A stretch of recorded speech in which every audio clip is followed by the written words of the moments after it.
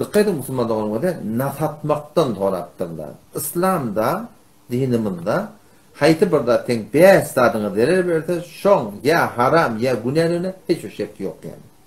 Ya angarvas derer var ya, haram var ya beğer başı, haramın beğer başını gödep durana yapıyor. Dikkat edin orada, hayti da beş tadını derer verse, malına derer verse, canına derer verse, avrayına derer verse, nutfağına, olancık bolya tuwa derer berse o imanına derer berse.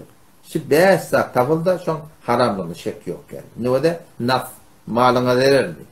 O derer öyle gözün yok. Canına derer mi? Şu kadar derer baştan emeği diye kurdan.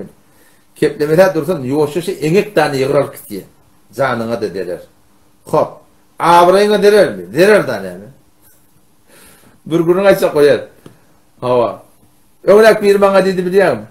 Bugün ise tekrar öyle canına da derer. Hop. Nutfağına derer müşahitken derer olmadı. İmanına da ki yüdeyi derer da. Çünkü hangilerine soyadım o şey biliyor. Şimdi bir gurun aydayın.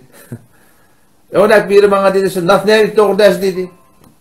Ben ona dedim, sen ördeği beni söyleyen dedim. Bir formallasam, ne dedim ona yapın dedim.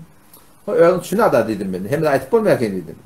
Ne meşhur, insanın, Müslümanın şahsiyetinde bir teşat değer başı o da Müslümançılıkta bir aktifet girip de ta tüykurun ha.